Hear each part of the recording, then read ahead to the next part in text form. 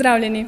Ste navdušeni nad tem, kar ste ravnokar videli? No, naj vam povem, da ta izdelek niso naredili mizarji, ki imajo že več let izkušenj, ampak da so ga naredili dijaki te šole po samo 3, 4 ali 5 let šolanja. In to tudi taki kot sem jaz, ki ob vpisu v srednjo šolo nisem imel prav nobenih izkušenj z lesom. In doma nimam podjetja, ki bi se ukvarjalo z njim. No, kljub temu sem prišel na to šolo, ker me je kot učenca osnovne šole prepričal tehnični dan. Takrat sem spoznal, da se da les lepo oblikovati in lahko ratejo zanimivi in unikatni izdelki. Najprej sem zaključil 3-letni program za poklic mizarja, potem pa sem nadaljeval še 2 leti in postal lesarski tehnik. Pravkar pa se je začelo tudi moje prvo študijsko leto, saj sem se vpisal še na višjo šolo za lesarstvo.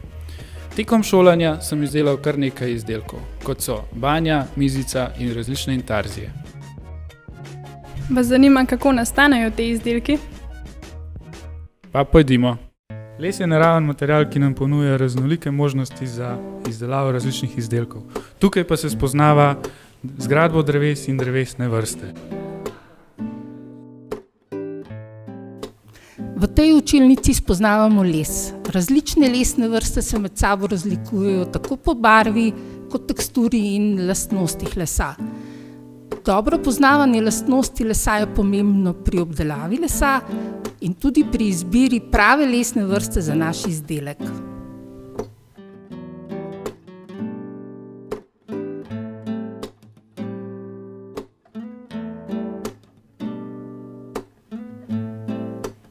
Tu pa se oblikujejo in konstruirajo naši izdelki.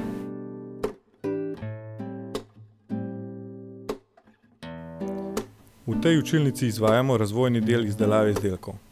Dijaki razvijajo svoje ideje in zanje pripravijo konstrukcijsko in tehnološko dokumentacijo ter CNC programe za delo na računalniško vodenih strojih. Dijaki imajo na voljo najsodobnejšo programsko opremo in 3D tiskalnik za izdelavo prototipov.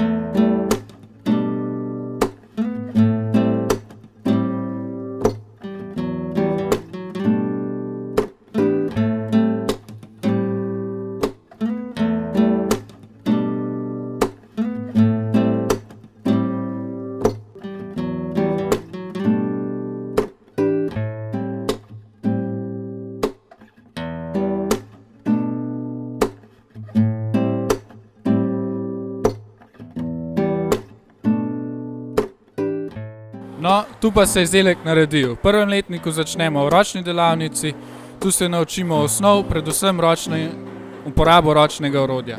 Žaganje, skobljanje, ročna izdelava vezi. V ročnih spretnostih se vsako leto pomerimo dijaki iz vseh lesarskih šol Slovenije na lesarjadi in se lahko pohvalimo z dobrimi uvrstitvami. Na zadnji smo osvojili skupno prvo mesto v ročni izdelavi vezi, drugo mesto v izdelavi intarzije, v športu pa smo osvojili prvo mesto. V 2., 3. in 4. letniku se srečujemo z različnimi lesno-obdelovalnimi stroji.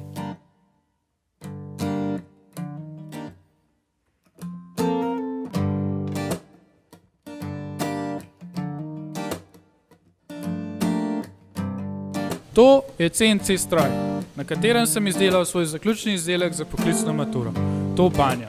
Njena izdelava je kar zahtevna, ampak sem hotel preveriti, če sem to sposoben narediti in res mi je uspelo. No, svoje sposobnosti sem preveril tudi na slovenskem tekmovanju v poklicnih spretnostih, kjer sem zmagal v kategoriji stavbni mizar in bom januarja zastopal Slovenijo na evropskem tekmovanju v Gradcu.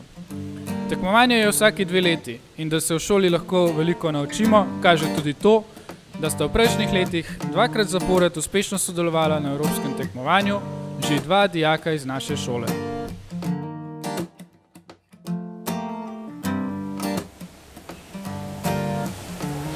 To je laser, z njim graviramo, režemo ter rišemo na les.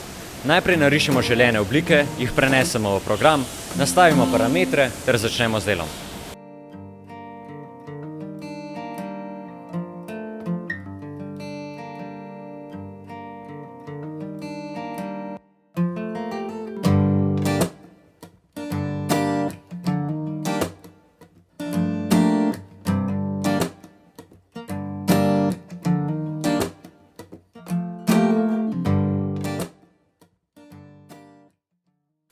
Poglejmo še v tapetniško delavnico.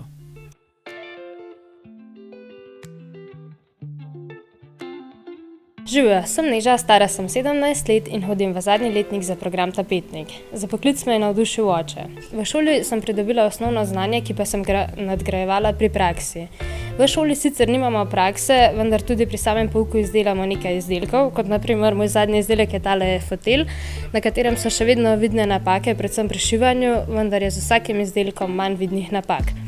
Fantje so me na šoli zelo dobro sprejeli, zato mi je tudi šolanje bilo zelo všeč. Sama šola pa tudi ni tako težka, če ti je poklic seveda všeč in te zanima.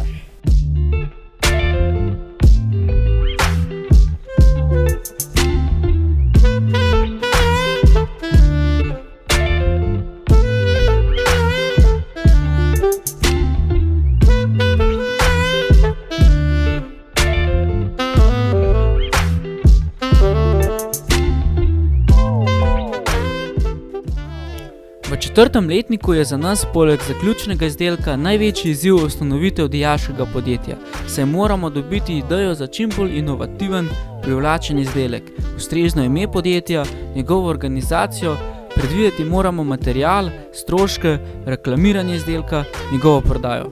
Vse to predstavimo na republiškem tekmovanju.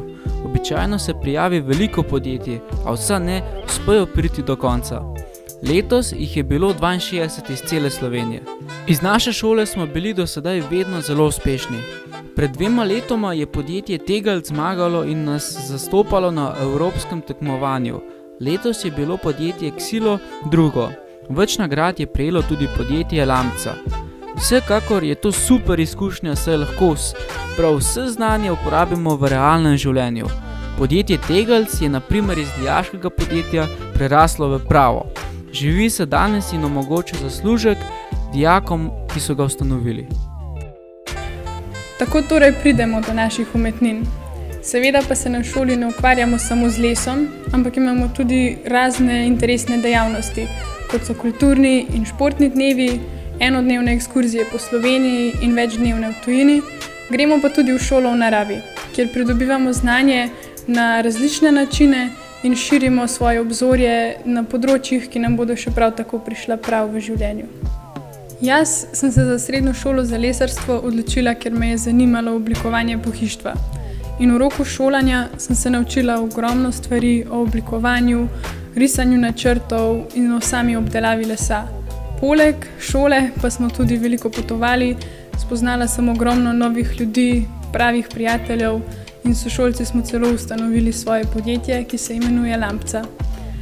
Junija sem uspešno končala poklicno maturo in šla delati še 5. predmet na gimnazijo, zato da sem imela več šans za nadaljnji študij. Trenutno pa sem študentka na Višji šoli za lesarstvo, ki je prav tako del šolskega centra Škofja Loka. Za zaključek pa lahko povem še to, da so bila ta 4 leta, ki sem jih jaz preživela na naši šoli, polna izzivov, novega znanja, predvsem pa čudovitih spominov. In da sem zelo srečna, da je bila srednja šola za lesarstvo zame res perfektna odločitev.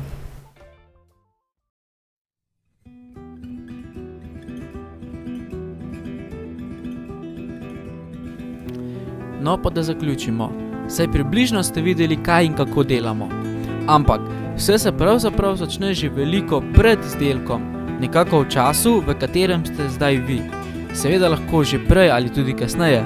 Vsekakor takrat, ko se zaveste, da nas les obkroža na vsakem koraku in se v vas zbudi želja, da bi tudi vi delali z njim, ko oblikovali, ustvarili z njega tako, kot do sedaj ni še nihče. In ko je rojena želja, se najde pot. Eno smo pokazali tudi mi. Pridite in jo preizkusite.